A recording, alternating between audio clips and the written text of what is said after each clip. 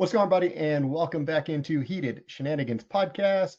And I'm your host, Scott, and I am joined again today by unquestionably the most sought after free agent in professional wrestling, the one and only Missa Kate. How are you doing, Missa?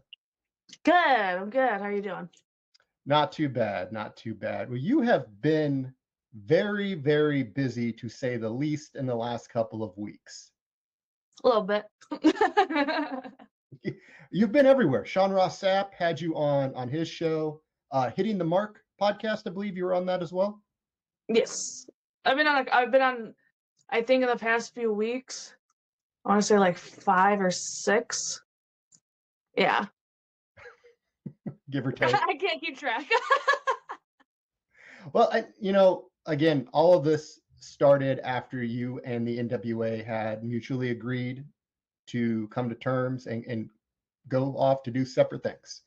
And since then, it has just been, what's the next move for Missa? Jordan and I had talked about it on a prior live episode, and I want to get where you're at, Missa. Like, there's so many people speculating your future and saying where you should go, what you should go do. But honestly, how are you feeling? You have the pick of the litter. Anybody could message you right now at any minute, and you could be off to any of the major companies. How are you feeling? Good. I'm excited, nervous, because I don't know what's to come next, but that's the nerve-wracking part. But at the same time, the excited part is like, okay, what's gonna come next? So yeah, I guess overall that's how I feel. Yeah, wrestling's really freaking cool right now, so I'm very blessed that there's like any opportunity that I could get anywhere. I'll be very lucky. So yeah, I could see I know it's funny, I could see myself like in kind of any company. Just because even like the women's division in each company is freaking fantastic. So something that people have mentioned to me too, even colleagues of mine, because I know this is something I've been wanting to do, is possibly go to Japan and train for a couple months. So that's also on my mind also, but yeah, I'm kind of all over the place because I'm like, I have this newfound freedom, so it's kind of like, okay, what am I gonna do with it now? How am I gonna capitalize? So yeah, I'm just kind of like riding the wave and like trusting God, honestly, like whatever his plan is for me, like I'm trying to, just trying to follow it. And saying everywhere that I have turned as of late, again, all the big ones have had you on their podcast for discussion of this very topic. And it's got to be exciting for you having so much in front of you, and you've not even hit your peak. You're not even in your like prime yet. You still have so much ahead of you, and you're already so good as you Thank are you. right now. Thank you. I And appreciate that. oh, you're most welcome. I mean, you and Ari absolutely killed it at the last show we had for Every Child Wins. What an incredible match. Even though I I, got tattooed after, but whatever, we won't talk about it. I see that you have probably paid a good bit of money to get that tattoo removed. Yeah. Luckily, I sold a lot of feet pics and got it paid for.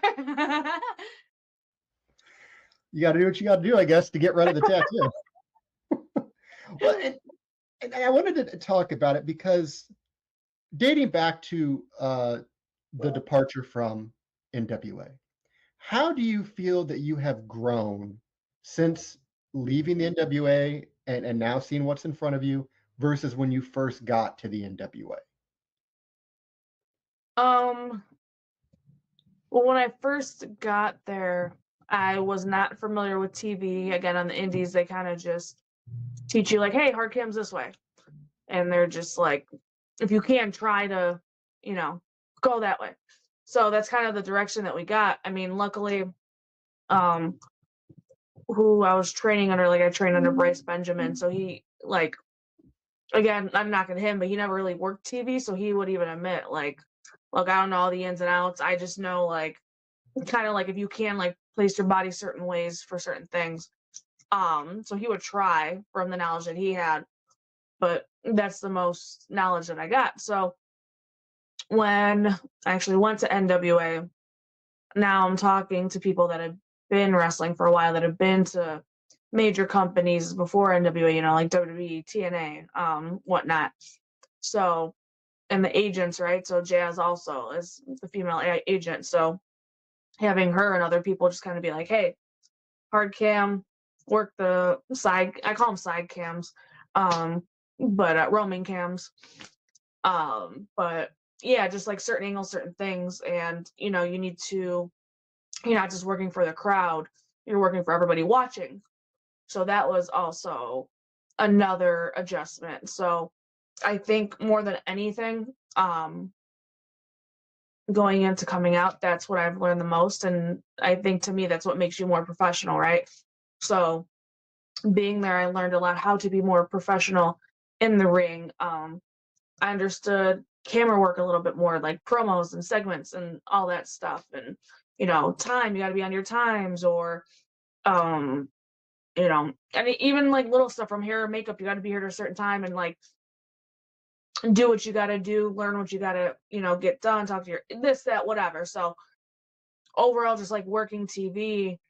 Um, and yeah, it's just, and again, of course, the different knowledge that I've gotten for psychology and all that fun stuff. But yeah, Well, and the other thing you had mentioned going to Japan and trying that out, which Japan with professional wrestling, it is a religion there. It is not a sport. It is a deep rooted meaning to everybody in Japan. And you are able to work any style with anybody. You are bulletproof against anybody in the ring. When you go to Japan, when you go to Japan, what are you wanting to do with your style? Like, are you wanting to change your style? Are you trying to adapt to a different style? What's the thought process for how you want to work in Japan? it's a good question. I like that. For me, I've always wanted to learn all styles. So again, Bryce Benjamin kind of had a little bit of a luchador background working with Discovery.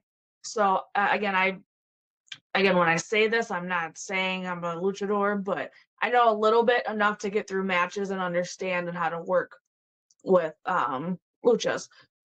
But I still want to fully like indulge and understand that um version of wrestling completely, right? That style of wrestling. So I guess I apply that to Japan, right? The closest that I ever got to understanding like Japan style wrestling is Ricky Marvin, because again, he originally started Mexico lucha, went over to Japan, and he kind of found like a little bit of a hybrid. Like he would bring lucha over there, but that was the most knowledge that I would get is when I would do his seminars, and I just I just always found it interesting how it's something so little, like there's a big difference. It's obviously between American and all this stuff, right? But there's something like how much something so little makes such a big difference. Um, and that's what interested me in that style. So just the psychology, and again, they people always say like, oh, American style is like a bunch of theatrics. I'm like, no, Japan style is too. It's just done in a different way. Um, Sometimes they go way over the top, but there's still people that have more of that realism. Example, Megan Bain, right? Mhm. Megasis. She still has that realism, but she's still a character. When she goes there, she's an attraction. So that's kind of, I guess, something that I want to go there for, is to find, Missa has many faces. What face will she have in Japan? Are we talking like a complete overhaul of the look? Are you thinking of changing it up or? Maybe, who knows? I have some ideas in mind, um, to see like where that would go. Um, Maybe find like a happy medium between like a Joker Missa and actual Missa, who knows? But yeah, I just want to push myself. I always appreciated and respected how they do things over there. Any stories that I would hear of people that went to train there, I just I don't know, I know it's gonna be hard, and that's why I wanted to, I guess, challenge myself, and to me, if you could make it in Japan, you can make a name for yourself in Japan, that's a good thing, and, that's something I guess I wanna accomplish. It's a great goal, and it's a goal I think everybody on independent or in the higher three-letter companies should really seek out being able to work the Japan style, the schedule, get that crowd experience because again, over there, it's a religion, it's not a sport, and it Right, means it's very different interaction too. yeah, and the thing is like your character growth over there. You are Mm, so good as a heel. You're I mean this respectfully, but you're mm, easy to hate. So, thank you. I've gotten that a lot growing up. oh, really? Oh, yeah. I find fun in pissing people off and annoying people. So of course, right, my character would do the same. So, but yeah, I was always, for the lack of a better word, but I always like being a little shit growing up sometimes. Bart Simpson, right, from The Simpsons. Mhm. I always was a fan of his, so, you know. Drew a little bit from The Simpsons, like everybody does. Mhm. 100%. So, I mean, again, it's been talked about so much what is in store for you for your future. You've talked about it on so many other places. What does it mean to you to be at a point in your career where there are very serious discussions of TNA, AEW, WWE? How does Missa the person, not the performer, how does Missa the person feel about being able to have reached this point in life?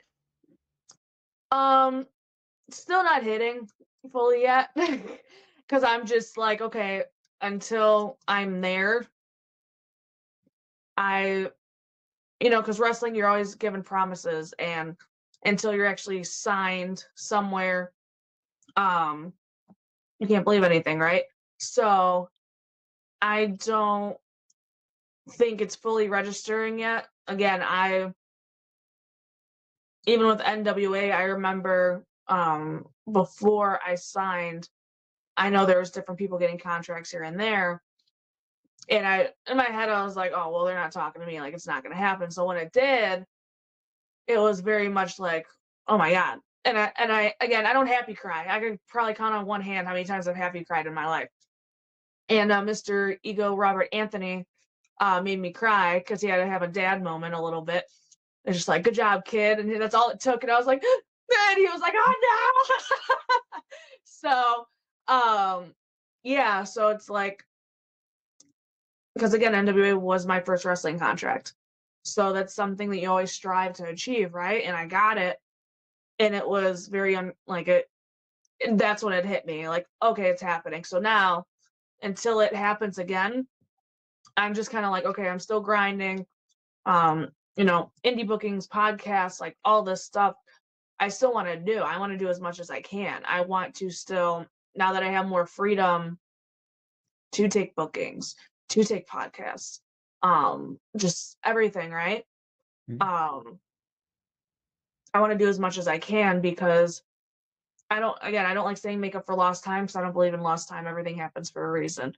So but I definitely want to do everything I can to while I have in this space and time. I know I keep saying time, I'm apologizing. Um, just pretty much just to fit everything in because I this is still a learning curve for me. I still want to wrestle people. I have people saying they want to wrestle me. So I'm like, okay, let's go. So yeah, I'm just trying to do as much as I can. And it's that alone is really freaking cool for me to say that people want to wrestle me, or I have that option of like now people are asking me, promoters are asking me, okay, who do you want to wrestle? And that alone to me is freaking awesome. So again, going back full circle to the question they're actually asking me, um, it's insane in the most beautiful way because I luckily people like Jordan in my circle, right? Like I have a very tight circle. Because of them, they made me realize like, hey, you've kind of worked your ass off, so you're like you're gonna do great. Like no matter where you go, you got this. And having that is beautiful. So just whoever my next chapter is, I'm very excited, and I just yeah, I you always dream about getting to this point. You always dream about being able to be in this position, and now that you're here, it's kind of like, is this real? Like, nah, like I'm waiting to get punked.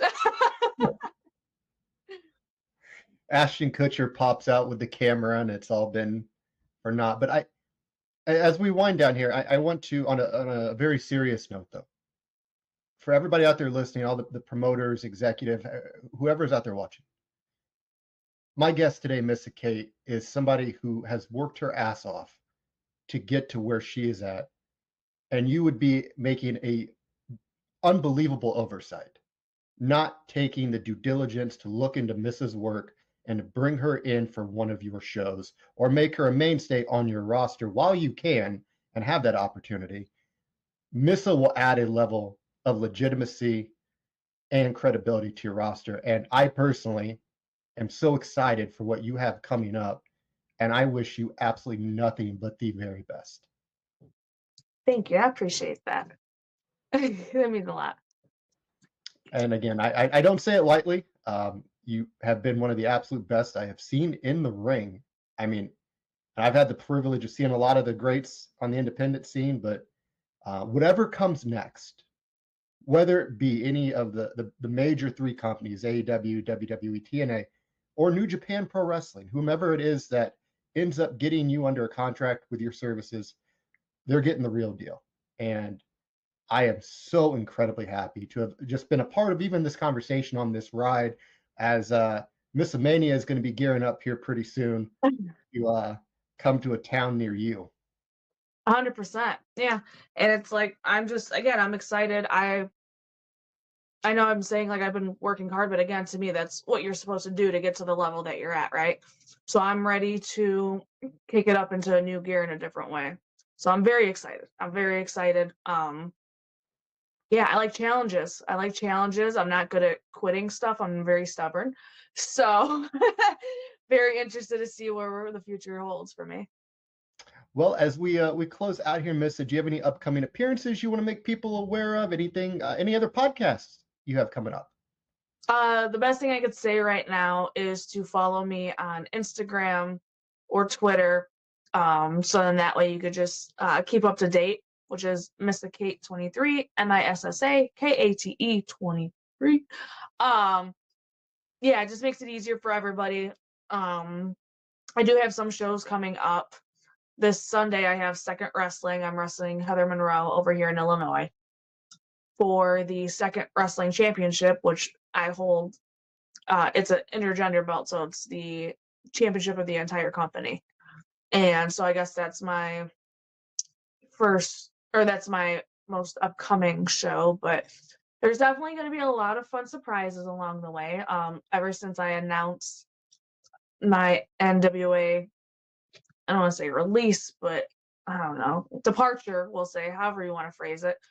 A lot of fun conversations have been had. So keep an eye out, even like indie promotion stuff like that. I'm gonna be popping up in some new places. So, and again, I'm open to pop up more places. Say also, guys, for bookings, make sure to reach out to Jordan Kramer, Missa's agent, for booking information to get Missa at your upcoming show. And guys, that's going to do it for this episode of Heated Shenanigans Podcast. Again, I want to thank my incredible guest, Missa Kate, for her time. She's been very, very busy as she accepts her flowers humbly at the end of this episode. Oh, always humbly, of course. All right, guys, that's going to do it. Everybody out there, take care, and we will see you on the next